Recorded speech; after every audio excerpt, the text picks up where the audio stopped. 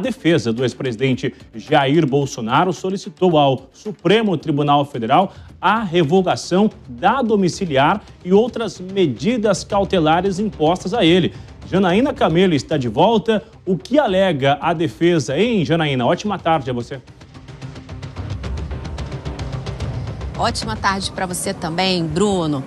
Que a defesa alega o seguinte, porque essas medidas cautelares, quando foram impostas a Jair Bolsonaro, foram impostas dentro do inquérito que investiga Eduardo Bolsonaro por coação no curso do processo, por ter tentado interferir ali, segundo a acusação, no julgamento contra Jair Bolsonaro. E Eduardo Bolsonaro, nesse inquérito, foi denunciado na última segunda-feira pela Procuradoria-Geral da República. Então, é isso que a defesa alega. Jair Bolsonaro foi incluído nesse inquérito, as medidas cautelares foram impostas a ele dentro desse inquérito, mas ele não foi denunciado. Entre as medidas cautelares, só relembrando na época, proibição de uso de redes sociais, uso de tornozeleira eletrônica, inclusive foi por causa do descumprimento do uso de redes sociais ali por terceiros que ele acabou sendo preso, em domicílio. Foi uma das medidas ali impostas pelo ministro Alexandre de Moraes. Então, é isso que a defesa tem alegado, que essas medidas cautelares, por ele não ter sido, Jair Bolsonaro não ter sido denunciado nesse inquérito pela PGR, então essas medidas cautelares não fazem mais sentido. Essa decisão, esse pedido da defesa foi protocolado dentro de uma petição que tramita em sigilo dentro desse inquérito.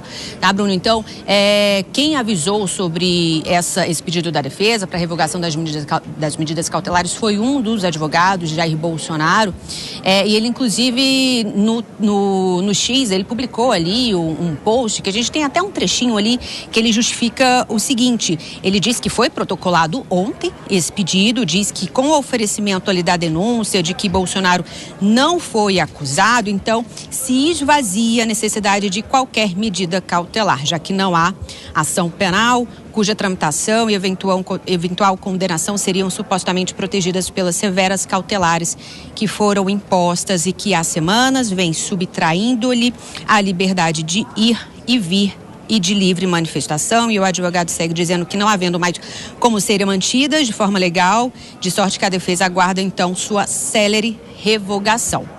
É o que diz aí, então, os advogados de Jair Bolsonaro. Ele cita ali a ação penal, mas só lembrando que apenas a denúncia foi apresentada agora. O colegiado ali, um dos colegiados ali do STF, ou a primeira turma, ou o colegiado dos 11 ministros ainda precisa analisar essa denúncia. E só depois de julgamento, se essa denúncia foi aceita, então abre-se ali, se Eduardo Bolsonaro vira réu ali, então aí sim começa a existir ali uma ação penal. Bruno, por regra, o ministro Alexandre de Moraes, antes de dar essa decisão ali, aceitando ou não esse pedido da defesa para revogar as medidas cautelares, ele precisa pedir manifestação para a Procuradoria-Geral da República. Lembrando também que Jair Bolsonaro foi condenado à prisão ali, mais de 27 anos de prisão, numa ação penal, contra o núcleo crucial. Aí sim ele foi condenado, então essa prisão domiciliar dele se refere a outra questão, que é o inquérito ali, que foi incluído o Eduardo Bolsonaro e ele, pelos crimes de coação no curso do processo. Jair Bolsonaro não foi denunciado. Só lembrando também, Bruno, que a ata do julgamento do qual Jair Bolsonaro foi condenado já foi publicada no Diário da Justiça hoje, então começa o prazo ali de 60 dias para os ministros apresentarem os seus votos escritos no sistema ali, e aí sim depois o acórdão do julgamento ser publicado, e aí se abre ali o prazo para os recursos das defesas dos condenados na tentativa de golpe. Bruno.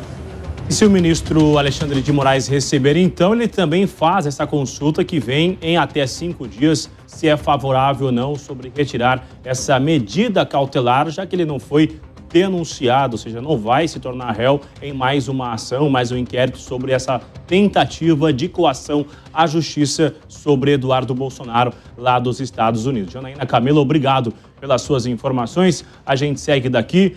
Márcia Dantas, seguimos de olho, tanto no Supremo Tribunal Federal quanto no Congresso também, que deve votar na noite de hoje a isenção do imposto de renda em plenário. Até aqui esse anúncio do deputado Hugo Mota sobre essa votação. A gente fica de olho. Fica em paz, se cuide. Até amanhã, Márcia. Até amanhã, Bruno Pinheiro. Obrigada pelas informações. E ainda sobre esse assunto, a gente vai conversar com o João Belutti para entender realmente esse pedido da defesa, que a gente já vinha colocando essa possibilidade desde ontem, né, João? Mas você acredita que caindo nas mãos do mesmo STF, que julgou, já condenou, vai mudar alguma coisa? Vai realmente revogar essa prisão? Eu espero que sim, Márcia, até porque, como foi bem colocado pela Janaína, a denúncia foi contra o Paulo Figueiredo e o Eduardo Bolsonaro. O Jair Bolsonaro não está e as cautelares foram impostas para ele nesse inquérito que gerou essa denúncia. Então, até em termos de lógica, não faz sentido algum a manutenção dessa medida cautelar, até pelo quão custosa ela é para a máquina pública. Vide que estima-se em dezenas de policiais federais ali cumprindo essa medida, fazendo revista dos carros que entram e saem, inclusive da própria filha do Jair Bolsonaro, quando se dirige à escola, é feita uma revista no carro para ver se o pai não estaria no porta-mala, uma coisa que causa um constrangimento enorme, até pelo cargo em si, né, de presidente, que costuma-se ter um tratamento diferenciado. Agora, em termos tanto legais, processuais, em termos de lógica também vejo que a necessidade imediata de remoção dessas cautelares pelo Bolsonaro não ter sido denunciado. Então não existe nem lógica. Eu denuncio 2, eu mantenho a cautelar num terceiro que não faz nem parte da denúncia. Agora, só lembrando, para fechar, que os juízes eles podem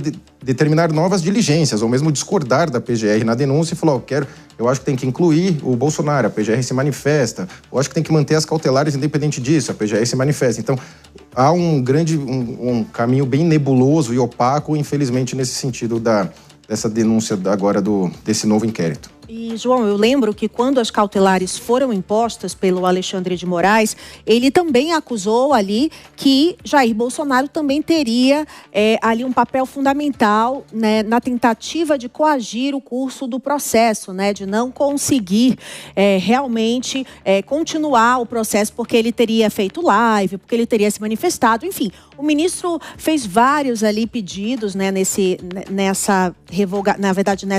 no impedimento de Jair Bolsonaro de sair de casa, né, dessa prisão domiciliar, e aí ele teria descumprido outras medidas e por isso ficou tão severa. Isso conta ou não? Conta certamente na análise que será feita, nessa nova análise que será feita, até nesse sentido, descumpriu a cautelar, então eu preciso mantê-la até para resguardar as partes ou mesmo o direito em si ali discutido, mas logicamente não vejo muito sentido ali, nem jurídico nem lógico, para manutenção, já que ele não foi um dos denunciados. Obrigada, João.